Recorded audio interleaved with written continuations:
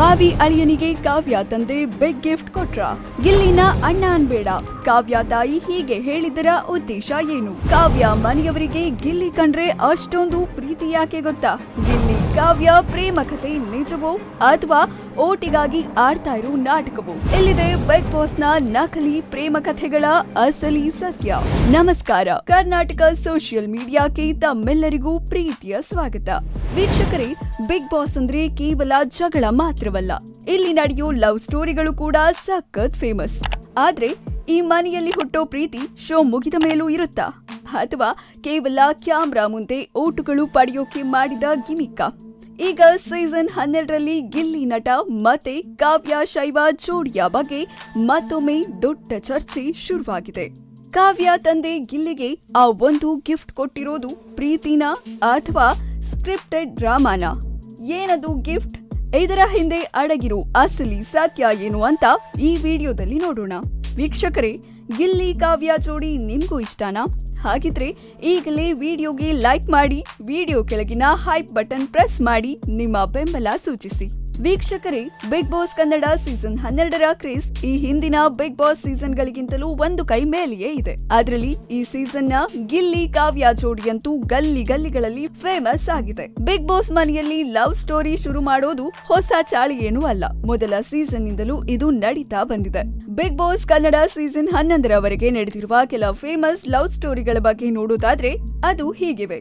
ಶ್ವೇತಾ ಪಂಡಿತ್, ತಿಲಕ್, ಅಯ್ಯಪ್ಪ, ಪೂಜಾ ಗಾಂಧಿ, ಭುವನ್, ಸಂಜನಾ, ಪ್ರಥಮ್ ನಡುವಿನ ತ್ರಿಕೋನ ಪ್ರೇಮ ಕಥೆ, ಚಂದನ್ ಶೆಟ್ಟಿ, ಶ್ರುತಿ ಪ್ರಕಾಶ್, ವಾಸುಕಿ ವೈಭವ್, ಭೂಮಿ ಶೆಟ್ಟಿ, ಶೈನ್ ಶೆಟ್ಟಿ, ದೀಪಿಕಾ ದಾಸ್, ವರ್ತೂರು ಸಂತೋಷ್, ತನಿಷಾ, ಕಳೆದ ಸೀಸನ್ನ ಮೈಕಲ್, ಇಶಾನಿ ಹಾಗೂ ಇತ್ತೀಚಿನ ಧರ್ಮ, ಕೀರ್ತಿರಾಜ್, ಅನುಷಾ ರೈ, ಇದೇ ತರಹ ಅನೇಕ ಲವ್ ಸ್ಟೋರಿಗಳು ಬಿಗ್ ಬಾಸ್ ಮನೆಯಲ್ಲಿ ನಡೆದು ಹೋಗಿದೆ. ಆದ್ರೆ ಶೋ ಮುಗಿದ್ಮೇಲೆ ಈ ಜೋಡಿಗಳು ಎಲ್ಲಿ ಹೋದ್ವು?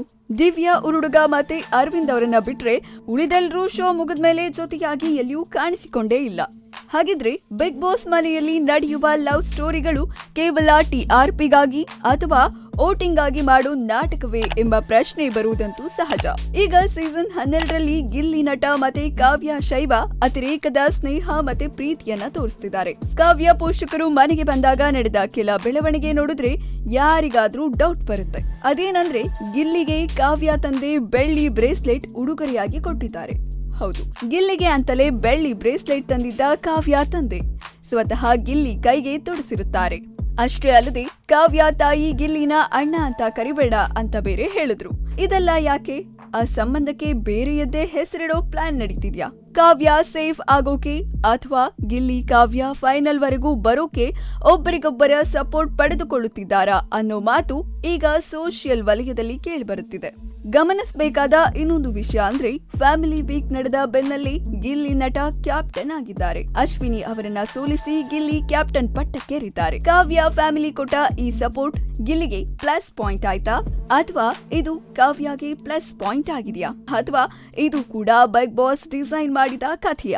ಯಾಕಂದ್ರೆ ಕಾವ್ಯ ತಾಯಿ ಅಣ್ಣ ಅಂತ ಕರಿಬೇಡ ಅಂದಿರೋದು ಮುಂದಿನ ದಿನಗಳಲ್ಲಿ ಇವರಿಬ್ಬರ ಮಧ್ಯೆ ಲವ್ ಸ್ಟೋರಿ ಕ್ರಿಯೇಟ್ ಮಾಡೋಕೆ ಹಾಕಿರೋ ಸ್ಕೆಚ್ ಇರಬಹುದಾ? ಅರವಿಂದ್ ದಿವ್ಯಾ ರೀತಿ ಫೇಮಸ್ ಆಗೋಕೆ ಈ ಜೋಡಿ ನೋಡ್ತಿದ್ದಾರಾ ಅನ್ನೋದು ಪ್ರೇಕ್ಷಕರ ಅಭಿಪ್ರಾಯವಾಗಿದೆ. ಇನ್ನು ಬಹುತೇಕ ಜನರು ಗಿಲ್ಲಿ ಕಾವ್ಯ ಜೋಡಿಯನ್ನ ತುಂಬಾ ಇಷ್ಟಪಡ್ತಿದ್ದಾರೆ. ಅನೇಕರು ಗಿಲ್ಲಿ ಕಾವ್ಯ ಲವ್ ಬರ್ಡ್ಸ್ ಮುಂದೊಂದು ದಿನ ಮದುವೆ ಮಾಡ್ಕೋತಾರೆ ಅಂತ ಕೂಡ ಮಾತಾಡ್ತಿದ್ದಾರೆ. ವೀಕ್ಷಕರೇ, ಬಿಗ್ ಬಾಸ್ ನಲ್ಲಿ ಯಾವುದೂ ಶಾಶ್ವತವಲ್ಲ. ಇಲ್ಲಿ ಹುಟ್ಟೋ ಪ್ರೀತಿ ಕೇವಲ ಫಿನಾಲೆವರೆಗೋ ಅಥವಾ ಜೀವನ ಪರ್ಯಂತವೋ ಅನ್ನೋದು ಕಾಲವೇ ನಿರ್ಧರಿಸುತ್ತೆ. ಆದ್ರೆ ಗಿಲ್ಲಿ ಮತ್ತೆ ಕಾವ್ಯ ಅವರ ಈ ಬ್ರೇಸ್ಲೆಟ್ ಬಾಂಡಿಂಗ್ ಬಗ್ಗೆ ನೀವು ಕಮೆಂಟ್ ಮಾಡಿ ತಿಳಿಸಿ. ವೀಕ್ಷಕರೇ, ರಾಶಿಕಾ ಮತ್ತೆ ಸೂರಜ್ ಲವ್ ಸ್ಟೋರಿ ಕೂಡ ಗಿಲ್ಲಿ ಕಾವ್ಯಗಿಂತಲೂ ಕಡಿಮೆ ಏನಿರ್ಲಿಲ್ಲ. ಇವರ ಲವ್ ಸ್ಟೋರಿ ಬಗ್ಗೆಯೂ ಒಂದು ಬಿಗ್ ಟ್ವಿಸ್ಟ್ ಕೊಡ್ತಿದ್ದಾರೆ ಸೂರಜ್. ಅದೇನಂತ ಮುಂದಿನ ವಿಡಿಯೋದಲ್ಲಿ ನೋಡೋಣ. ಈ ವಿಡಿಯೋ ಇಷ್ಟವಾಗಿದ್ರೆ ಲೈಕ್ ಮಾಡಿ, ಶೇರ್ ಮಾಡಿ, ಮತ್ತೆ ನಮ್ಮ ಯೂಟ್ಯೂಬ್ ಚಾನೆಲ್ ಸಬ್ಸ್ಕ್ರೈಬ್ ಮಾಡುವುದನ್ನ ಮರಿಬೇಡಿ. ಬಿಗ್ ಬಾಸ್ ನ ಕ್ಷಣ ಕ್ಷಣದ ಮಾಹಿತಿಗಾಗಿ www.vipkarnataka.comಗೆ ಭೇಟಿ ನೀಡಿ. ಧನ್ಯವಾದಗಳು.